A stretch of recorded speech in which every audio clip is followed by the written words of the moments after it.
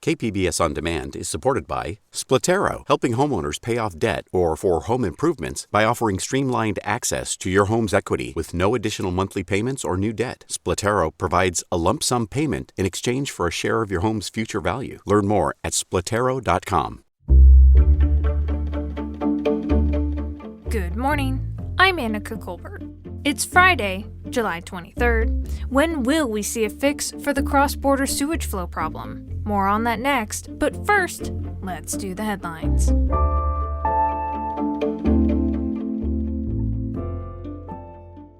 San Diego hospitals are seeing a spike in COVID-19 patients. According to the county's most recent data, 5,200 unvaccinated people have been hospitalized since January. That's compared to only 20 vaccinated people hospitalized. Dr. William Tseng is a hospitalist at Kaiser Permanente San Diego. He says the new Delta variant is driving the spike in cases. The Delta variant is about 225% more transmissible because you have over 1,000 times more copies of the virus in you.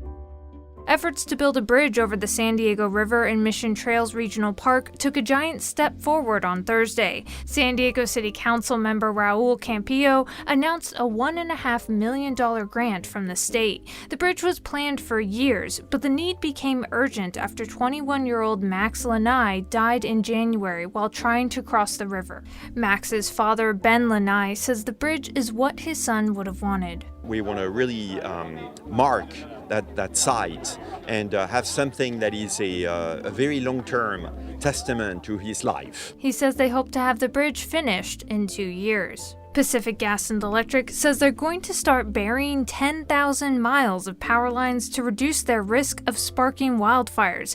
PG&E says it appears the Dixie Fire in Butte County began when a tree fell on one of its lines. The utility has also been found responsible for several wildfires in the past few years, including the Camp Fire, which killed 84 people in Paradise, California. From KPBS, you're listening to San Diego News Now. Stay with me for more of the local news you need. KPBS On Demand is supported by UC San Diego's Art Power, presenting cellist Joshua Roman, performing from his album Immunity, alongside music by J.S. Bach and more, Sunday, June 22nd at UC San Diego's Epstein Family Amphitheater. Reserve your tickets at artpower.ucsd.edu. It probably comes as little surprise that a recent statewide water quality report found San Diego's South Bay has 2 of the state's most polluted beaches. And those 2 beaches, it's the ones fouled by cross-border sewage flows from Mexico. Now, there is federal help set aside for fixing the problem, but that fix isn't coming right away. KPBS environment reporter Eric Anderson has more. It was a bright morning at the Chula Vista Bayside Park when local politicians delivered good news early in 2020. Good morning, everybody. Congressman Mike Levin took the mic. We have successfully secured $300 million under the Border Water Infrastructure Program to aggressively address the cross-border pollution from the Tijuana River Valley. Billions of gallons of sewage-tainted water had been flowing into the United States for months, and locals were hopeful with the news because signs warning of polluted ocean water go up in Imperial Beach, even in the normally dry summer months. But that optimistic news was announced nearly 18 months ago. 3 of the politicians present, Kevin Faulconer, Susan Davis, and Greg Cox, no longer hold public office. And the Environmental Protection Agency has yet to decide how to spend that $300 million. In August, we hope to identify the preferred project alternatives. Tomas Torres is the director of the Water Division in the EPA Region 9 office. Once we do that, they will undergo a pretty comprehensive environmental analysis. San Diego County officials have identified 27 possible projects to control the flows.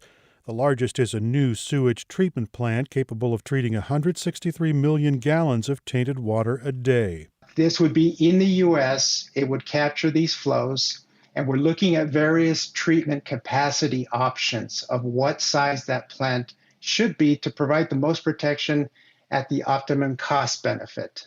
As you probably know, infrastructure in the U.S. is very costly. A plant would cost more than $300 million that's set aside in the EPA's budget, requiring local officials to find more money. And some of that $300 million in federal money could end up paying for some projects in Mexico. We're analyzing projects that would make improvements to Tijuana's wastewater conveyance system in order to reduce sewage from entering the Tijuana River in the first place. That has roiled some San Diego clean water advocates who fear that money spent south of the border is ineffective. They want the projects built on the U.S. side. The contamination issue is nothing new to San Diego County District 1 Supervisor Nora Vargas.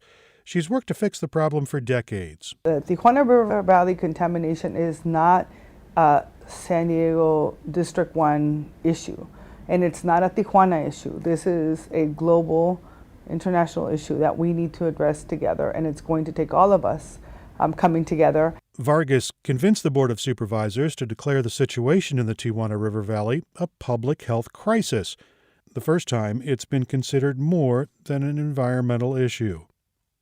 I actually feel that things are starting to move forward. But Vargas also acknowledges that the problem won't be fixed by the end of this year or even next.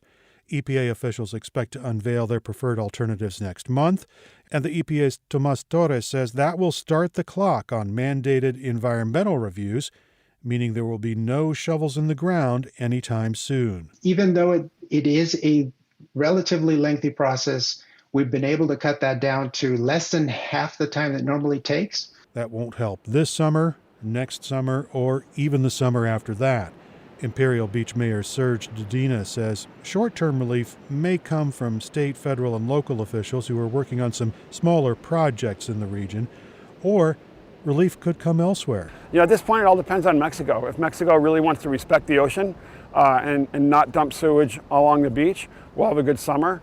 But if they continue to do what they do, which is dump sewage everywhere in the Tijuana River as well as along the beach, then it could be an unhappy summer for us. Dedina is hopeful about the EPA's movement, but if the agency's efforts stall, local municipalities and clean water groups could revive federal lawsuits seeking to force the government to clean up the problem. And that was KPBS environment reporter Eric Anderson.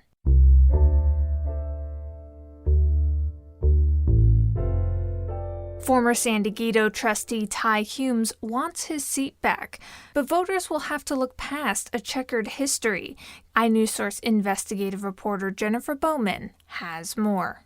Before he was recalled, Ty Humes' resume was so impressive that it got him a seat on the San Diego School Board. But iNewsSource found Humes held a fundraiser that left the Del Mar Schools Education Foundation with unpaid bills. The nonprofit never saw any proceeds, and vendors are still owed nearly $30,000. Humes blames a sponsor who he says never paid up. So I did not obviously walk away from it. That's not my personality or how I operate. San Diego's special election is in November. That was iNewsSource investigative reporter Jennifer Bowman. iNewsSource is an independently funded nonprofit partner of KPBS.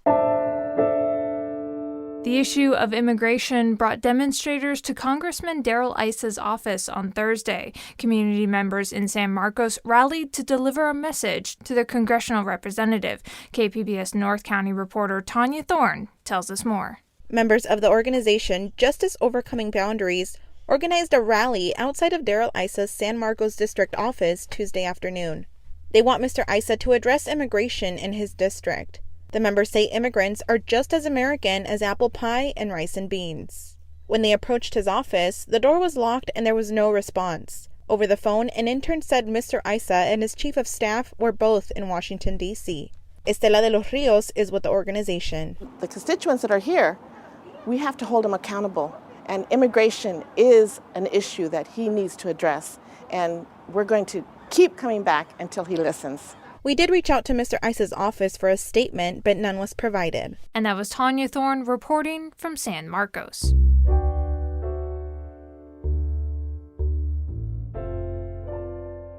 San Diego's former mayor, now Republican recall candidate Kevin Faulconer, says he helped reduce homelessness in San Diego by double digits when he was the city's mayor, and that he would tackle California's homeless problem head-on as governor. Cap Radio's PolitiFact California reporter Chris Nichols examined Faulconer's accomplishments as mayor in this week's Can You Handle the Truth segment. He spoke with anchor Randall White. Chris, Kevin Faulconer has made his record on homelessness a central part of his run for governor. What did he accomplish on this topic? Faulconer was San Diego's mayor from 2014 to 2020, and Randall, he can point to some achievements, such as opening new shelters for up to 1,000 people, expanding safe lots where people who live in their cars can legally park, and also increasing funding for homeless initiatives. But advocates for homeless people, along with some political observers, have criticized Faulconer for being a reluctant leader on these issues. They say he really only made homelessness a top priority in 2017. That's when a hepatitis A outbreak spread across San Diego's homeless population, leaving hundreds sick and killing 20 people. Yeah, that's right. That was a horrific outbreak and made national headlines. Let's listen to what Faulconer says he accomplished. Here he is during a June interview with Fox LA in Los Angeles. We have to get people off the sidewalks. As mayor of San Diego, I did not allow tent encampments in San Diego. We were the only big city where we actually reduced homelessness by double digits. Chris, let's start by fact-checking Faulconer's claim that he did not allow tent encampments in San Diego. Is that correct? That statement is generally correct, but it does need some context. Faulconer was aggressive in using law enforcement to clear encampments, especially in downtown San Diego. That enforcement was combined with efforts by the police to connect people with shelters. But again, observers point out that Faulconer only made this a priority after the hepatitis A outbreak, and they describe this approach as a short-term fix. Here's San Diego Mesa College political science professor Carl Luna. At a certain point, the mayor took action to try to clear the tent encampments that you saw all over sidewalks and freeway on-ramps across downtown San Diego in particular. But there were tent encampments when he became mayor. There were tent encampments during the time he was mayor, and there were pockets of them that existed even afterwards. So he didn't get rid of all of them and didn't get rid of them permanently because they're now back. This effort did result in more people going to shelters, but advocates say it also moved many homeless people into neighborhoods outside the downtown, which separated them from services and made it harder to count them during annual surveys. Speaking of homeless surveys, Faulconer also made the claim that San Diego saw a double-digit reduction in homelessness, the only big city to do that. Is he right about that? Faulconer is basing this statement on San Diego's most recent point-in-time count, comparing homelessness in early 2020 to the year before. The statistic can be a little misleading. And that is John Brady. He's a board member on the nonprofit that conducts the San Diego survey. The true statistic is that the mayor, under his leadership, saw a 12% reduction in unsheltered homelessness. It wasn't a reduction in total homelessness. Brady also says there were some changes in how the homeless count was conducted in the years leading up to 2020 based on guidance from the federal government. These changes led to a more limited count of homeless individuals. And when the report came out that Faulconer is citing, Brady says he advised the public not to compare the results to past homeless counts. And that was Cap Radio's PolitiFact California reporter Chris Nichols. You heard him speaking with anchor Randall White. And just ahead on the podcast, a look at the San Diego local arts events coming up in our weekend preview. That's next, just after the break.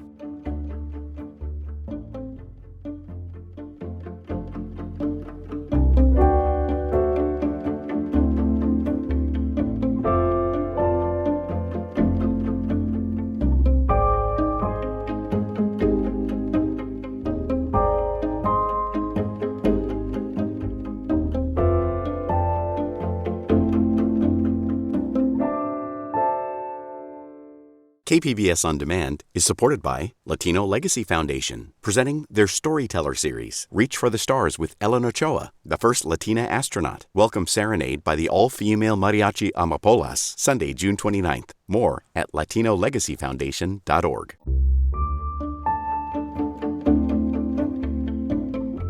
If you have an open weekend and you're thinking you want to look into the local art scene, KPBS arts editor and producer Julia Dixon-Evans is here with her weekend preview. Here's Julia. First up is the La Jolla Playhouse's new play project, their DNA New Works series. It just kicked off this week, and they're doing readings of 2 plays this weekend on site at the Playhouse. The works are Sumo by Lisa Sanayadring. Sumo is set in a sumo wrestling training center and follows 6 men who've committed to this tradition. And there's All the Men Who Frightened Me by Noah Diaz.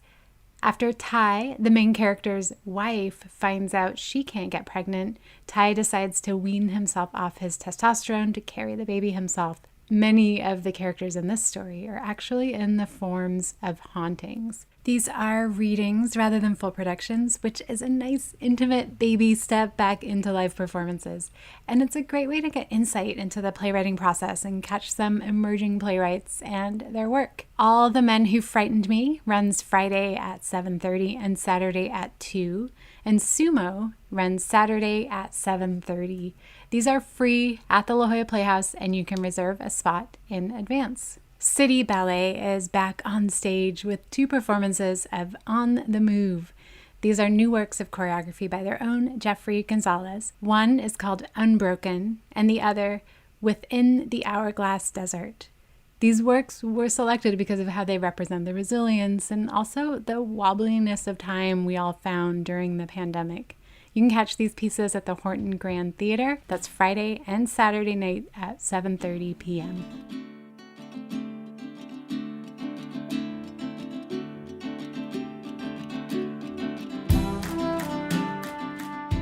And finally, I have 2 picks for live music this weekend. First is the Color 49's record release party tonight at the Casbah.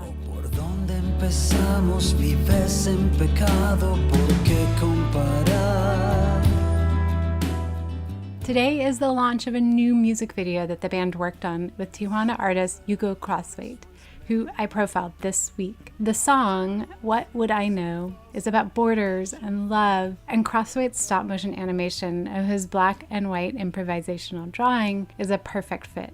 Here's artist Hugo Crosswaite discussing the project. Just by reading the lyrics immediately, I could already see the video. I could see the imagery that I wanted. This idea of how in a way, love is interrupted by this border, and then love always triumphs over the border, but then the border comes back. And so that it's this idea of this constant struggle of things trying to come together and then being torn apart by this very geometric element of a line, of a border.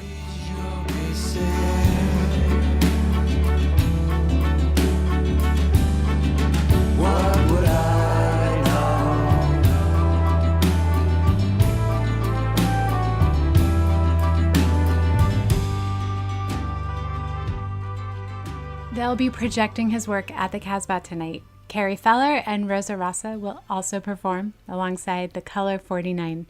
And on Saturday night, San Diego-based indie pop artist Juliana Zaccario plays at Soda Bar. We featured one of Zaccario's songs, Becky, in our recent 5 Songs to Discover in San Diego in July roundup. But one of the opening acts is Caroline Kingsbury from LA.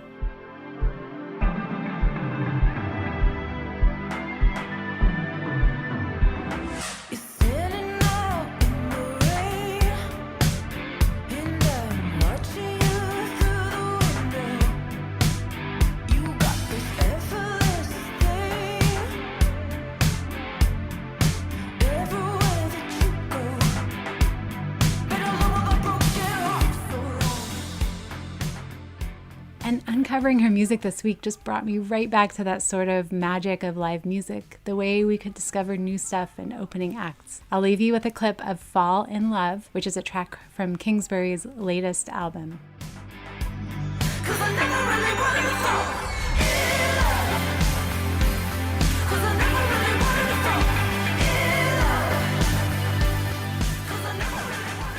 For details on these and more arts events, or to sign up for my weekly arts newsletter, go to kpbs.org/arts.